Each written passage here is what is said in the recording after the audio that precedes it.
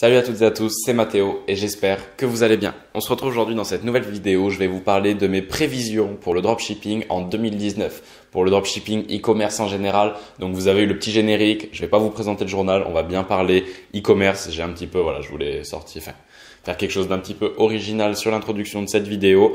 Maintenant, en tout cas en 2018, je voulais vous parler un petit peu de ce qui s'est passé dans le e-commerce et comment je vois l'évolution et comment je vois l'évolution, le potentiel des nouveaux dropshippers. Pas ceux qui sont déjà en place, parce que ceux qui ont un marché, ceux qui ont des habitués, eux, ça va continuer. Maintenant, ceux qui se lancent aujourd'hui, il va falloir faire preuve de professionnalisme. Je vais y venir dans cette vidéo. Donc, j'ai noté mes petites statistiques sur mon téléphone. En 2008, c'était 20 milliards de dollars que pesait l'industrie du e-commerce. Donc vous imaginez, certes c'est beaucoup 20 milliards de dollars, mais c'était quand même pas beaucoup avec tous les échanges qu'il y avait dans le monde à ce moment-là. 2007-2008, on était au moment de la crise des subprimes aussi aux États-Unis. Il y avait des échanges de capitaux de malades, que ce soit au niveau des actions, que ce soit au niveau des entreprises. Il y avait vraiment des échanges énormes et 20 milliards, je vous assure que c'était vraiment rien. Donc en 2008, l'industrie du e-commerce était toute jeune, en train de naître tout simplement et elle ne savait pas forcément encore l'évolution qu'elle allait connaître. Donc en 2018, certes vous allez me dire 2018 n'est pas fini, on tourne cette vidéo, c'est le 30 décembre, donc c'est la veille du réveillon, mais le dropshipping en 2018 a passé les 90 milliards de dollars. Je ne sais pas si vous imaginez l'augmentation. Je ne vais pas vous faire un pourcentage parce que si je me plante, je vais m'humilier. Mais vous imaginez l'augmentation et ça représente 12% d'augmentation par rapport à 2017. Donc on voit que même en un an, ça a augmenté de plus de 10% l'industrie du e-commerce. Donc c'est tout simplement énorme. Pourquoi ça augmente si vite? Parce que les gens sont, j'ai failli faire tomber mon téléphone, les gens sont de plus en plus, on va dire, je ne sais pas s'ils sont de plus en plus flemmard, mais en tout cas, commander sur Internet offre vraiment une tranquillité et offre une facilité qui est déconcertante, surtout que maintenant, il y a des services de livraison. Je sais qu'Amazon Prime, en un jour, il livre, donc c'est impressionnant. Vous pouvez faire livrer vraiment très rapidement, à plus bas prix, parce que évidemment, ces gros du e-commerce font énormément de volume, donc ils peuvent se permettre de réduire un petit peu leur marge par rapport aux boutiques physiques. Donc forcément, le consommateur préfère payer moins cher sur Internet. Donc, ces deux critères cumulés font que l'industrie du e-commerce est passée devant l'industrie du business physique. Prenons un exemple. Prenons l'exemple par exemple ok. Mais prenons l'exemple d'une boutique de vêtements. Une boutique de vêtements qui a des doudounes à peut-être, on va dire 400 €, qui les revend 1000 €. Fait 600 € de marge dessus. Sur ces 600 €, faut payer les employés, faut payer le local, faut payer l'électricité, l'eau, faut payer les impôts, les cotisations foncières d'entreprise qui arrivent en fin d'année, faut payer tout un tas de choses. Donc on réduit énormément déjà cette marge. Donc admettons que de 600 €, on soit à 300 € qui rentrent pour la société. Et encore, je parle pas des impositions, mais 300 € qui rentrent pour la société à chaque vente de doudoune, par exemple. Maintenant, cette même doudoune, on peut l'avoir, au lieu de l'avoir à 1000 €, on peut l'avoir à 800 € sur Internet. Pourquoi? Parce que ces fournisseurs limitent des étapes, ont peut-être moins d'employés, donc ont besoin de payer moins de personnes, ont moins de charges à payer.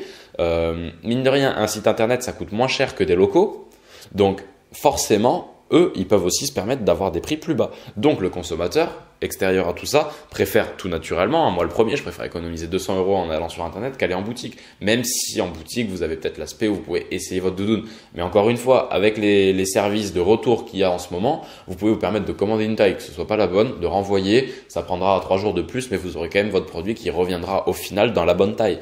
Donc, c'est pour ça que l'industrie du e-commerce, à mon sens, va ne cesser d'augmenter, surtout qu'il y a de plus en plus d'acteurs qui arrivent sur le marché, de consommateurs, tout simplement, surtout avec le marché africain qui est encore très peu développé. Il y a Elon Musk qui veut commencer à lancer des satellites pour offrir Internet, pour permettre à tout le continent africain, même les endroits les moins développés, d'avoir Internet. Donc ça va vraiment donner un marché potentiel encore énorme, de plus en plus gros de toute façon, parce que de plus en plus de personnes ont Internet. Ça, encore une fois, j'avais fait une petite vidéo là-dessus. Je crois que c'est 88% de personnes en France qui ont Internet et ça représente, je crois que c'était une augmentation de 7% encore par rapport à 2017. Donc, c'est quoi cette augmentation de 7%? C'est les nouveaux arrivants, les jeunes, on va dire de 7-8 ans, qui ont un téléphone, qui ont Internet, qui ont désormais tout ça. Et c'est les vieux aussi qui se sentent obligés de passer, de faire cette transition digitale, qui au final ont Internet aussi. Donc petit à petit, le marché grossit, il y aura de plus en plus de monde. Maintenant, forcément, qui dit plus en plus de monde, et donc potentiel de développement, dit aussi plus en plus de concurrence, parce qu'il y a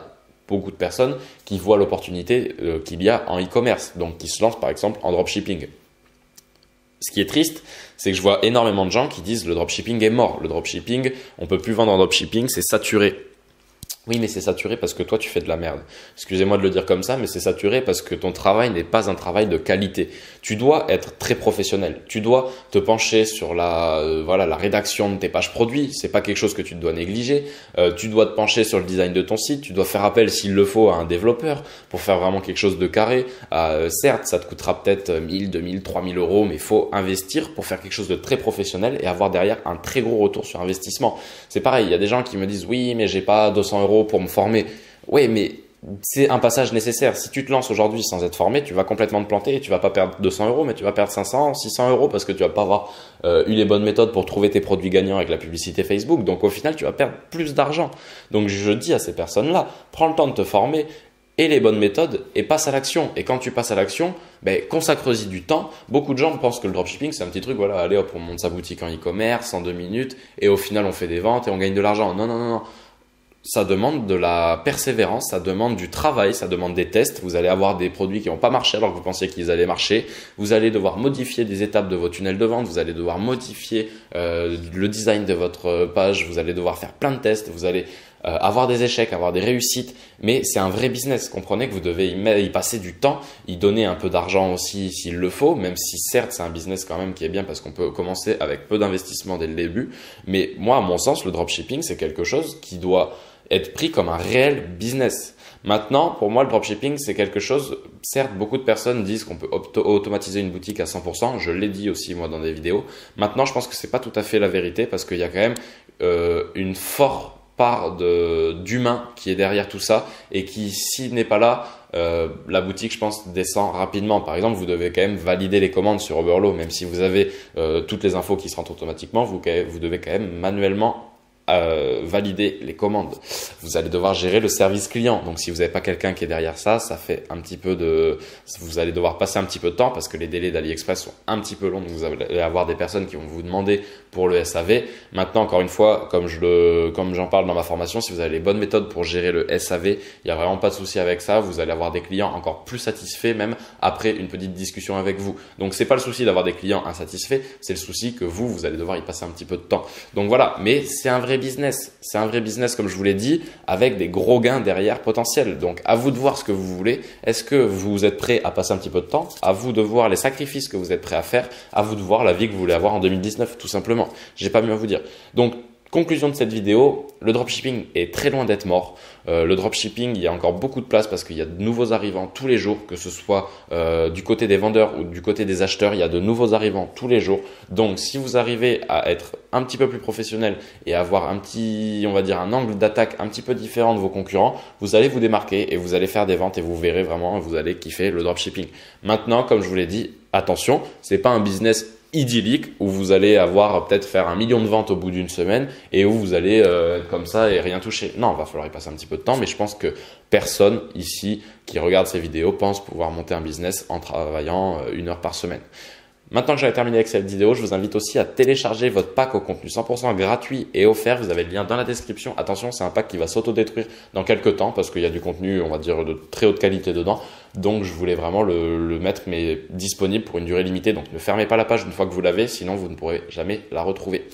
J'espère que cette vidéo vous a plu. Si vous voulez en savoir également plus sur le dropshipping et que vous voulez créer votre boutique, apprendre à faire des ventes, gérer un SAV, scaler votre boutique à des sommets, je vous invite également à cliquer dans la description. Vous avez le lien de ma formation, les témoignages des membres. Je leur laisse la parole. Je pense que leur parole, leur témoignage vaut mieux que 1000 discours de ma part. Donc voilà, je vous laisse regarder ça si vous êtes intéressé. Je vous remercie de votre attention et je vous dis à la prochaine. Ciao, ciao.